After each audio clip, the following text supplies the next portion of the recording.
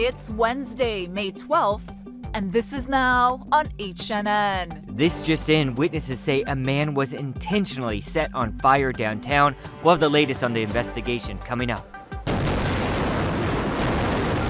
Fears of a new war between Israelis and Palestinians. I'm Ian Lee with why tensions are escalating. Facing a serious fine, a Waikiki beach rental owner says he feels unfairly targeted. I'm totally owning up to putting out the chairs and umbrellas because they'd already been sold. Showcasing to the nation the qualities of a team hungry for a national championship. These stories plus celebrations are underway for our new national champs. We'll show you what the UH men's volleyball team is up to. Coming up on This Is Now.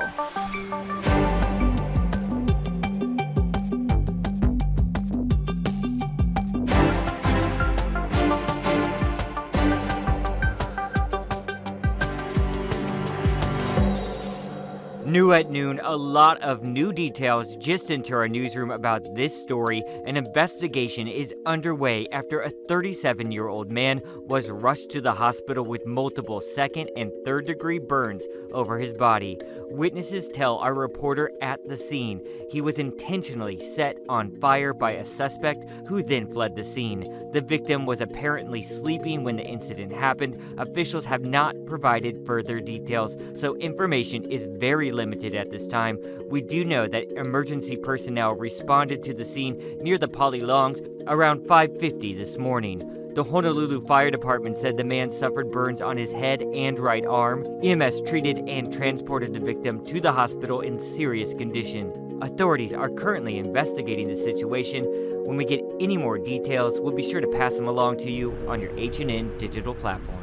Good afternoon, everyone. Thank you so much for watching. This is Now. Ashley and Jonathan here. Let's get you those latest coronavirus numbers from the State Health Department. The state is reporting 47 new COVID infections today and one new fatality. The breakdown by island shows 1 case on the Big Island, 8 on Maui, 30 on Oahu, and 8 residents were diagnosed out of state. New at noon, CDC advisors unanimously voted to recommend giving Pfizer's COVID vaccine to children as young as 12. As Michael George reports, kids in that age group were already getting their shots even before the vote.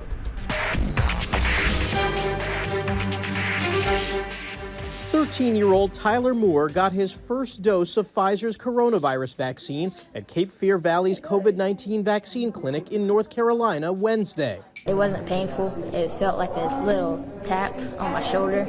The clinic didn't wait for the CDC Advisory Committee's virtual meeting and vote Wednesday on the use of Pfizer's vaccine for children 12 and older. 14 yay, and 1 refusal. The motion passes. On Monday, the FDA authorized the expanded use of the Pfizer vaccine, which clinical trials found to be 100% effective in that age group. The dosing for 12 to 15-year-olds is the same as for older Americans, so pharmacies and providers could use the vaccine supply they already have in stock. Tyler's mother, Marva, says she's relieved to have her son get his first shot. He was the last one in my household that needed to be vaccinated, and we can try to start taking vacations and spending time with family now. While the focus is currently on adolescents, federal health officials say more needs to be done to vaccinate adults. The CDC says less than half of U.S. adults are fully vaccinated. Michael George, CBS News, New York. The state's Inter-Island Vaccine Passport program is underway. It launched yesterday, allowing Hawaii vaccinated residents to travel more freely across the state.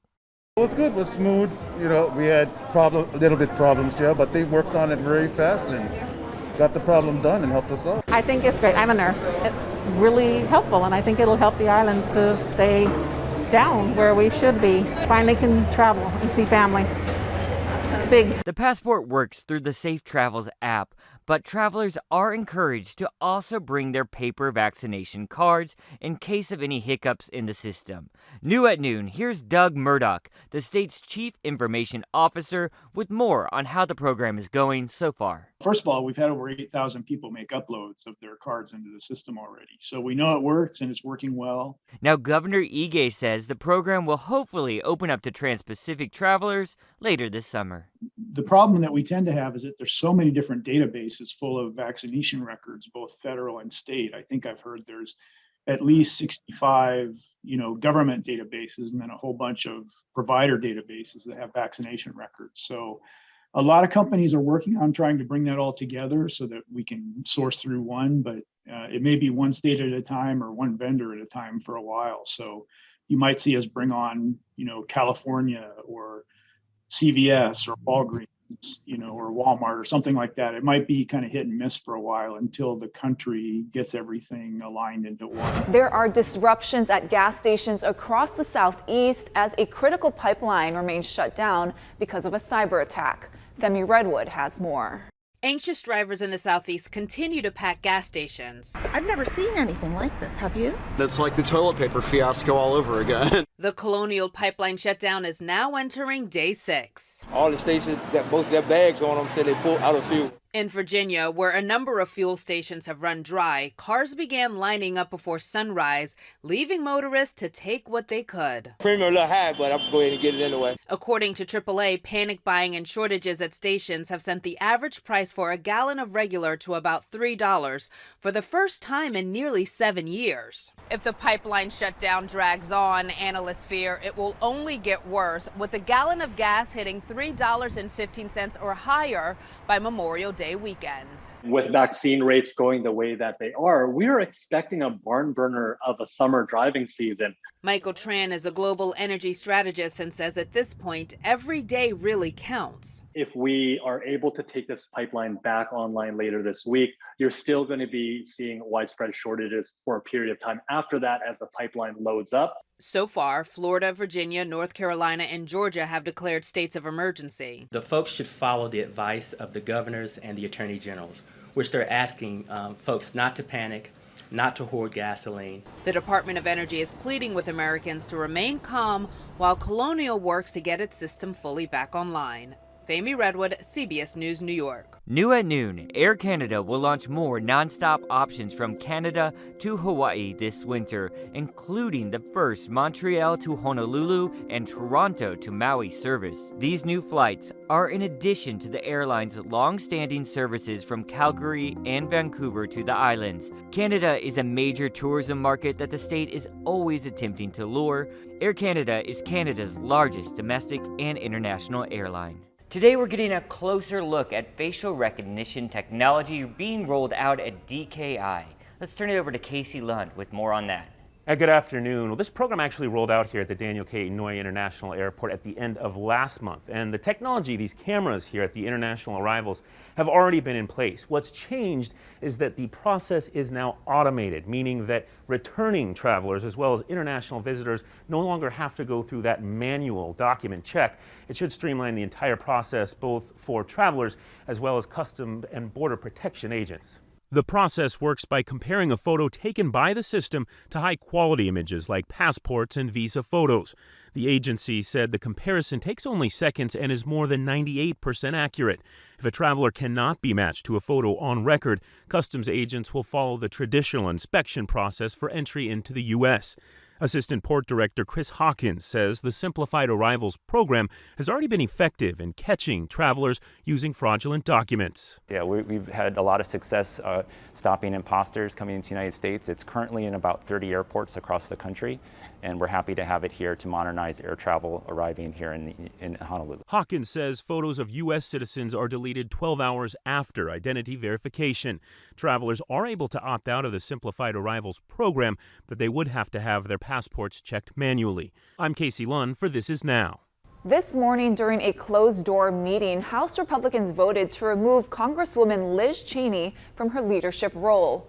Following the vote, Cheney sat down for an exclusive interview with today's Savannah Guthrie. Are you the leader of the opposition in exile right now in the Republican Party? I intend to be the leader, one of the leaders in a fight to help to restore our party, in a fight to bring our party back to substance and principles, and in a fight to make clear that we won't participate in a really dangerous effort that's underway. A lot of people frame this as a battle for the soul of the Republican Party. This is the, I think, opening salvo in that battle.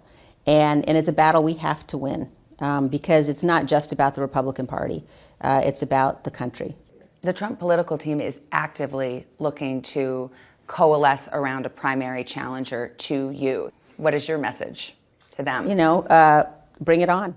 To hear more of Savannah's exclusive interview with Rep. Cheney, tune in to the Today Show tomorrow. Israelis and Palestinians are seeing the deadliest flare-up in violence in 7 years. More than 50 people are dead, and there's fear hostilities could spiral into another full-blown conflict. Ian Lee has more.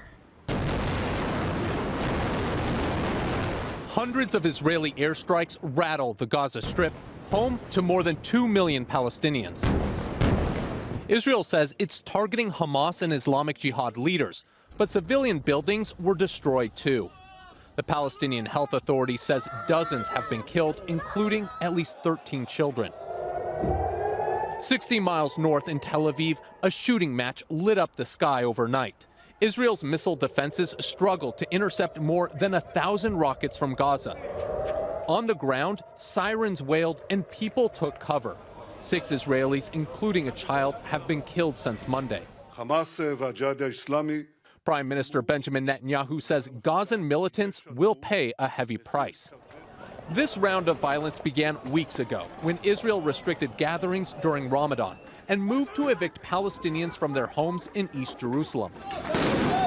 Violent protests are now flaring up in Arab cities in Israel and the West Bank. With a potential full-scale war brewing, U.S. officials are urging calm. Our message continues to be one of prioritizing de-escalation.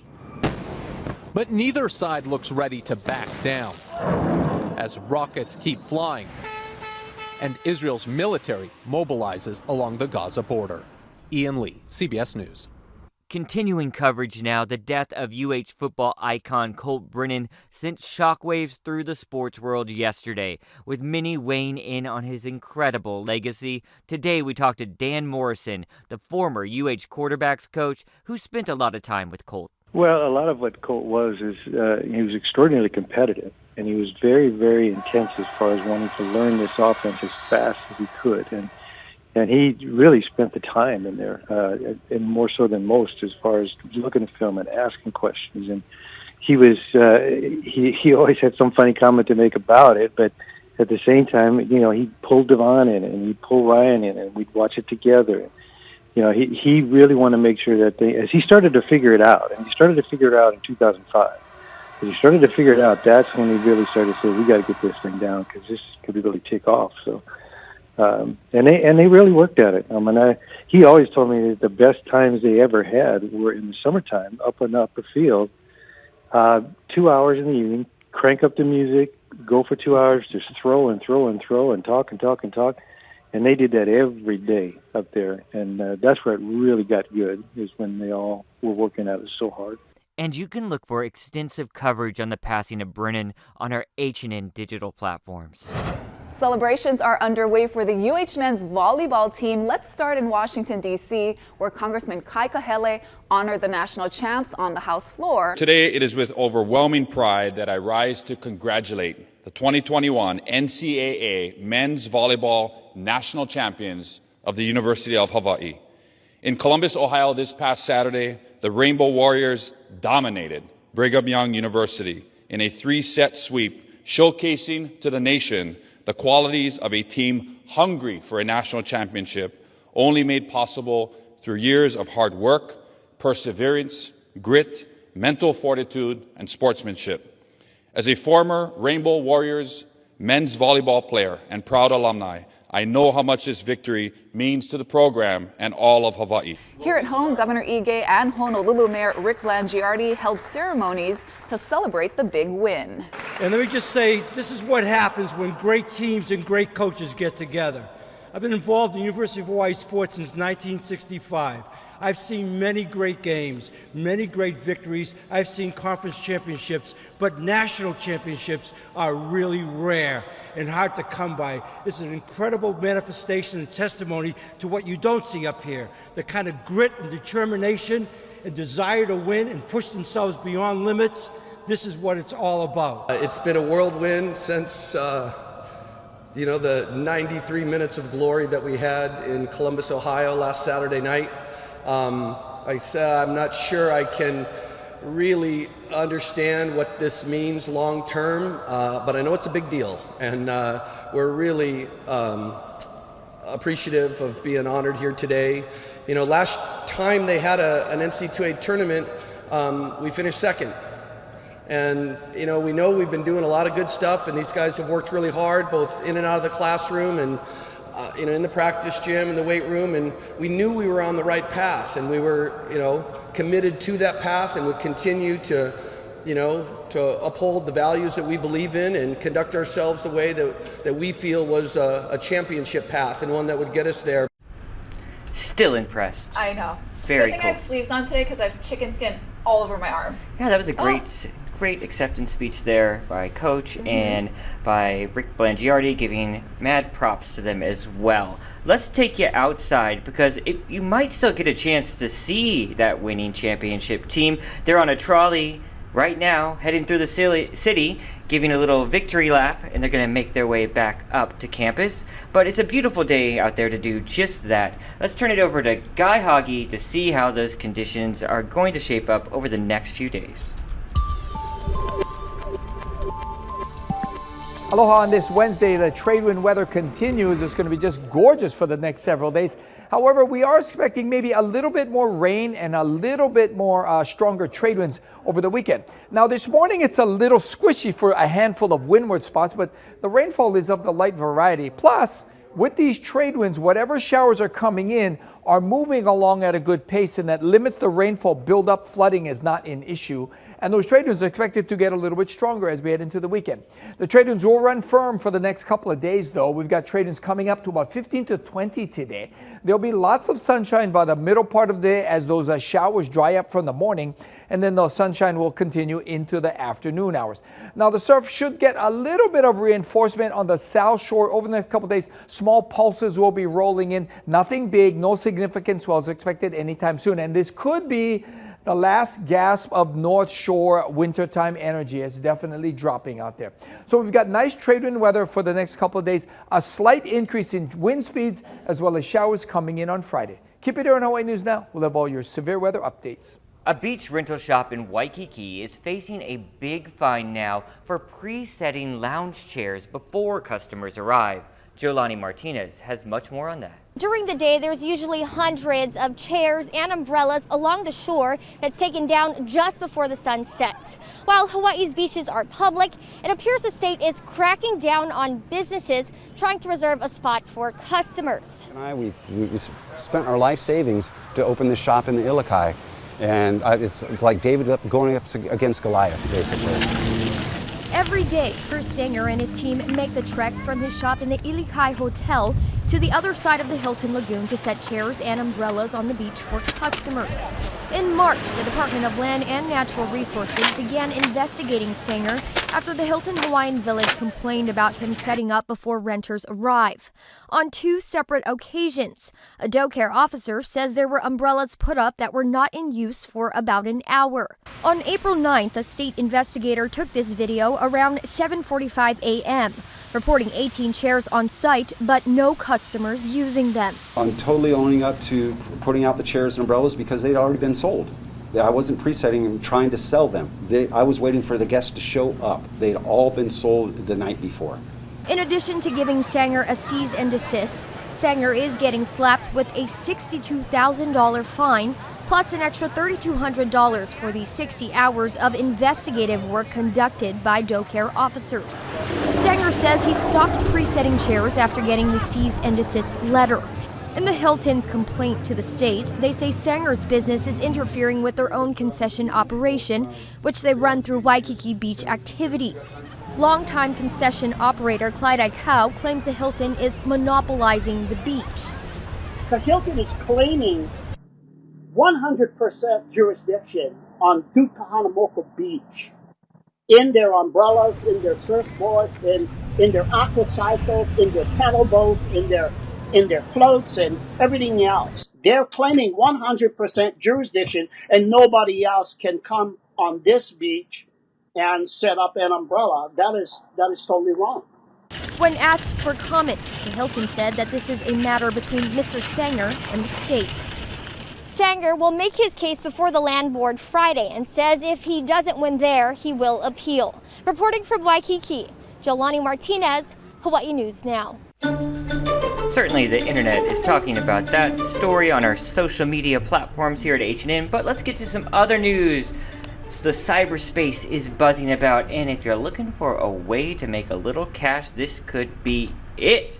All you YouTubers out there, the company says it will shell out $100 million to creators who use YouTube Shorts. Don't know what that is? That's because TikTok has really dominated this space of the internet. It's the competitor, YouTube Shorts. The video platform says creators with the most engaging posts will receive money from this new fund. The money will be given out over the course of this year and next. YouTube says to be eligible, all you have to do is post original content on Shorts. And I think we're going to start doing that for This Is Now. Okay, Jonathan. Sure. So just short of 20 seasons, Ellen DeGeneres says she is ending her daytime talk show. DeGeneres says she plans to wrap it up next year. That will bring the show to 19 seasons. The comedian says she no longer feels challenged. The show's demise may have been planted more than a year ago. That's when reports started surfacing, accusing DeGeneres of being controlling and difficult to work with. Then dozens of former staffers accused the show's top producers of sexual misconduct. DeGeneres plans to discuss her decision during an interview with Oprah Winfrey, scheduled to air on her show tomorrow. And if anyone understands the stresses and what it takes to be a daytime talk show host, it's Oprah. So I'm really looking forward to that conversation that's going to unfold. The Rock and Roll Hall of Fame announced its 2021 class of inductees. The organization says this is the most diverse class ever. It includes 60s soul singer turned pop megastar Tina Turner, songwriter turned solo artist Carole King, Los Angeles punk rockers and power pop quartet The Go-Go's, rapper and media mogul Jay-Z, and hard rock heavy hitters the Foo Fighters. I love the Go-Go's. I just watched a documentary on them, and I'm taking a few days off, so I'm just thinking of that song, Vacation's All I Ever Wanted.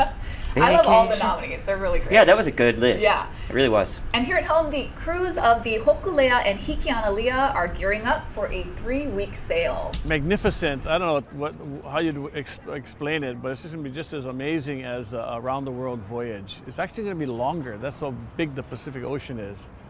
But what we're doing now is training and sea trials, and we're also developing what's called the third canoe. Isn't that right? The third canoe, which is sort of through media and other portals to reach out very far into the broad reaches of our planet and the communities, far-reaching communities.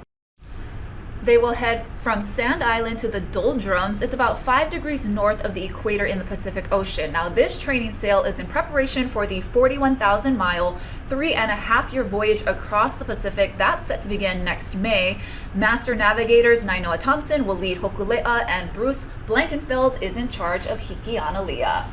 Everyone's talking about this next discovery, and it is bizarre. Yeah, so a visitor to a California park made an ultra-rare discovery. Check this out. It's a football fish. It was found washed up on the shore, and it's a type of anglerfish, but normally lives more than 2,000 feet below the surface in pitch black water. Yikes. Though the fish itself is quite common, it's hardly ever found outside that environment. Now, these fish are capable of sucking prey up the size of their own bodies. Females like this can grow up to 24 inches, while the males max out at 1 inch, and that's because the male's sole purpose in life is to mate. It looks like those monsters from Beetlejuice, right? Yeah, the sand monsters. Or like the scary movies of the deep ocean, like these things light up and stuff. All right, guys, that's it for This Is Now. See you tomorrow.